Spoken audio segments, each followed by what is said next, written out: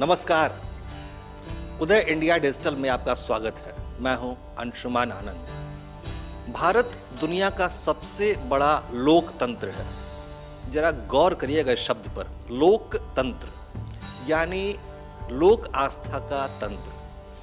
अब इस लोक आस्था को बचाने का बीड़ा उठाया है मणिपाल यूनिवर्सिटी ने, जहां हम कर्नाटक के मणिपाल यूनिवर्सिटी में पहुंच चुके हैं, जिसके एक विभाग ने लोक संस्कृति को बचाने का जिम्मा उठाया है।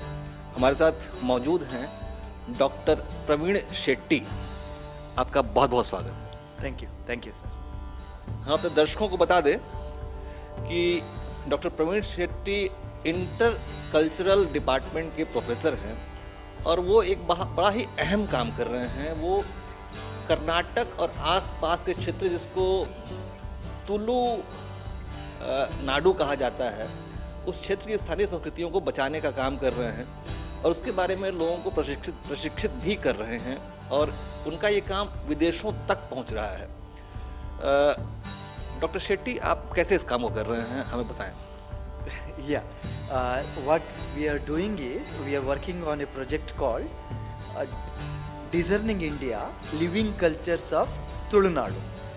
This is a unique project in the sense we are focusing on how the living experience of the people of this region play a significant role in their actions and interactions and engagement with the community outside. And despite all the modernity, how our traditions and how our belief systems help us to move forward. So we thought of documenting this tradition and of the region called Tulu Nadu, and that is how when we started this project. Now we are giving it as an online course which can be accessed by anyone anywhere. Doctor Shetty, जैसा कि हमें थोड़ी बहुत जानकारी है कि आपका जो कोर्स है वो 4 भागों में, मतलब इसके 4 अहम भाग हैं: यक्षगान, कंबाला, नाग आराधने और भूत आराधना। हमें इसके बारे में थोड़ा बताएं। सबसे पहले आप यक्षगान के बारे में बताएं हमें। ओके, तुलु नाडु में 4 distinctive unit. Why we did take is because in this unit most of the people of this region participate. Now Yakshagana is a folk theatre art form of this region. It has a history of definitely more than 300 to 400 years, but it dates back many years ago. And this was originally one of the theatre forms. Also, it worked as an educative theatre for the people of this region. So through this Yakshagana, through the songs and the dialogues and the stories of the Yakshagana, people of this region were introduced to the stories of Mahabharata, the stories of Ramayana, the local legends. So it actually functioned in those old days as an instrument of education and also entertainment. Now, as we developed, the region developed, the art form remained and art form evolved also. But what we were trying to do is, we are trying to trace why this art form even to this day appeals to the people of this region, one, and how this art form has a kind of knowledge. हमें ये जानना है कि यक्ष आराधना जो ritual है वो किस लिए किया जाता है और क्या परंपरा है उसके पीछे? Yeah, if you go back to the history, Yaksh means the divine. Yaksh, okay, Gana is a song, so it is the song by the divine persons. This was the original idea. Now it could have originally started inside the temple premises, where people come together once in a month or once in a year, and entire village come together. So inside the temple premises, to engage these people with some entertainment and with some educative knowledge, this Yakshagana was performed, and it also gave space to the people who are talented to act. So entire community participated either as actors or as participants, and people who knew about Mahabharata and Ramayana, created these stories. And yeah, अब हम बात करेंगे, आपने यक्षगान के बारे में बहुत अच्छे से समझाया। कंबाला, कंबाला क्या है? और पिछले दिन हमने श्रीनिवास रेड्डी के बारे में सुना जो कंबाला के विनर थे। तो कंबाला में पूरी दुनिया का इंटरेस्ट है, हमें कंबाला के बारे में बताएं। yeah. Kambala is a community sport of the Tulnadu, of Udupi and Mangalore, some parts of Kasargod. It is slush track buffalo race, English equivalent.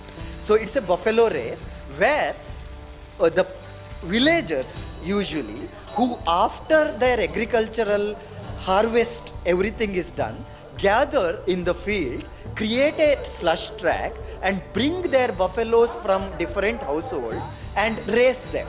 So the best, the buffalo which could race the best way gets the medal, and the winner of that buffalo owner gets the honor as the best buffalo. Actually जो buffalo यानी कि जानवर है वो rural economy का सबसे बड़ा base है। तो ये क्या ये जो ओकेजन है वो बेस्ट टू बेस्ट मतलब पशुधन को चुनने का तरीका था? Huh. Yes, definitely it was a kind of recognition of the most, one is the strong and the best buffalo of the entire village, original. And also it is a way to tell the people that these buffaloes are not just animals for human use, they have a life of their own and they have significance of their own in our agricultural practices.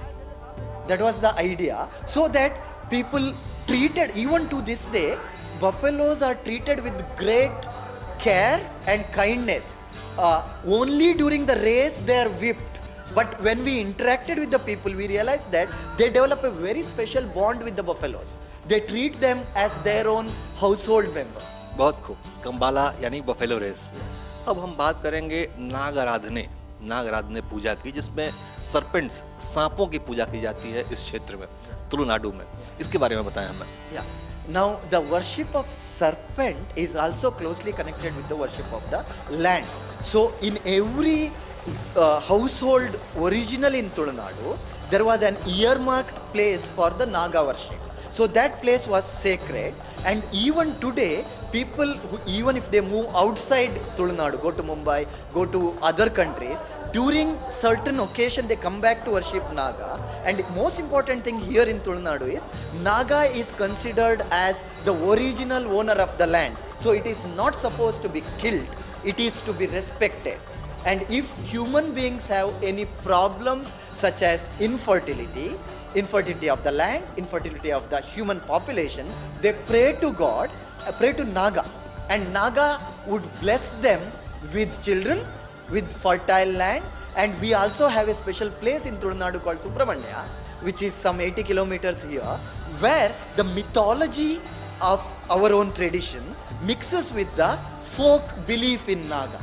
It is supposed to, the idea that Subramanya, the son of Shiva, supposed to have given blessings to the lord of Nagas, Vasuki, and he blessed that. So in Subramanya you have Vasuki and Subramanya being together. That is why that place Subramanya is considered sacred, where number of people all over India come and worship.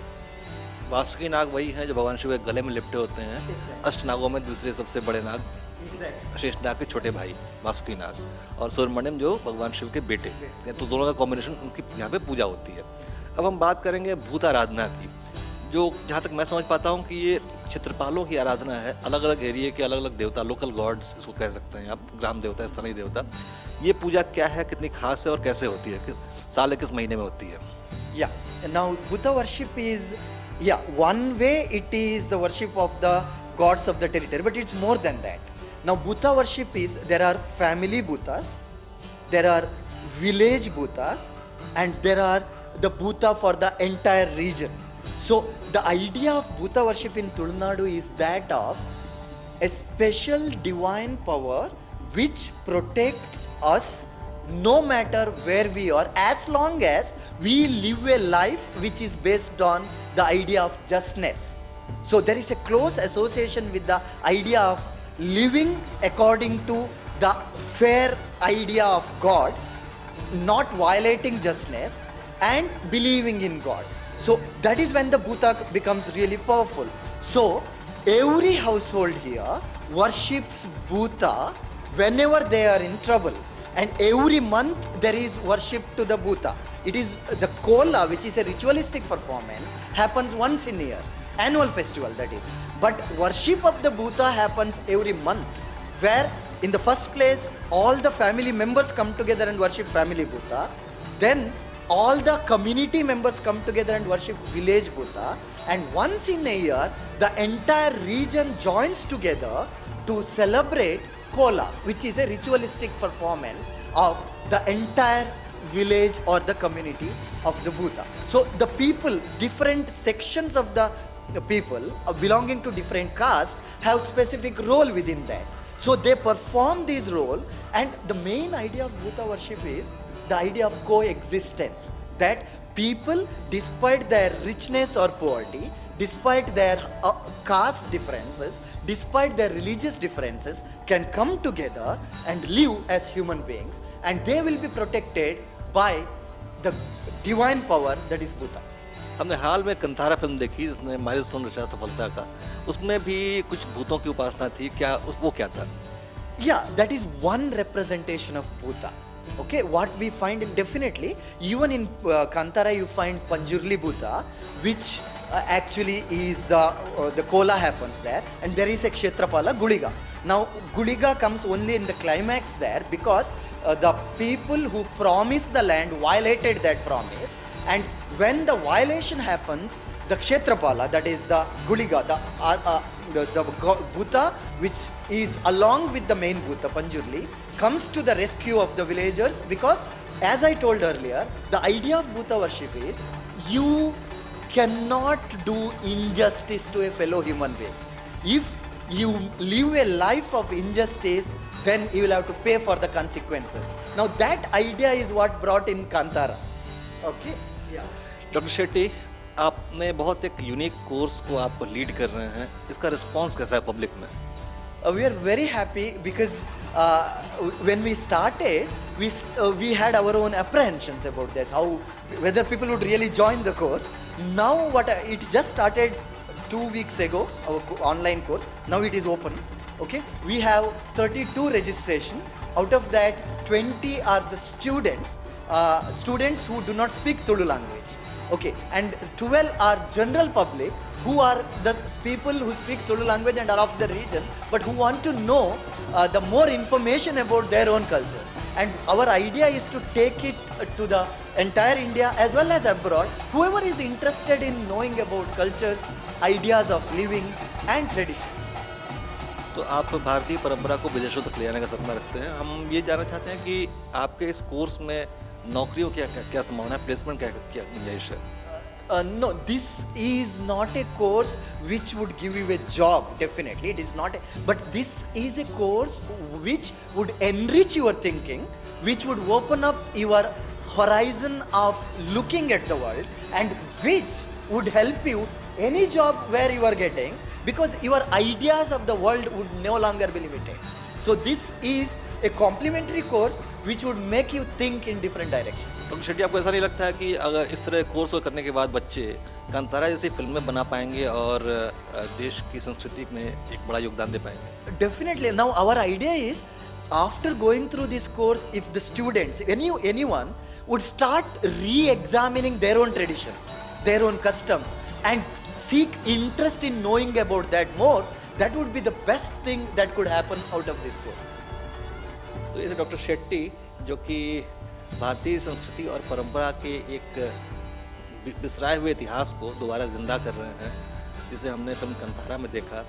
हम उन्हें शुभकामनाएं देते हैं उनके काम के लिए, और उम्मीद करते हैं कि देश के दूसरे हिस्सों में भी इस तरह के इनिशिएटिव्स चलाए जाएंगे। मणिपाल यूनिवर्सिटी में हम लोग खड़े हैं और वहाँ पे डॉक्टर शेट्टी से हम बात कर रहे थे। डॉक्टर शेट्टी और मणिपाल यूनिवर्सिटी, आपका बहुत बहुत धन्यवाद। Thank you very much, sir. This is a course offered by Center for Intercultural Studies and Dialogue, Manipal Center for European Studies, and a sub course हमें इतना encouragement सब हम Manipal Academy of Higher Education का administrator ने दिया है.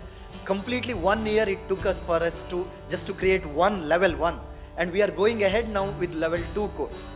So we would soon come out with level 2 course. Thank you so much, sir.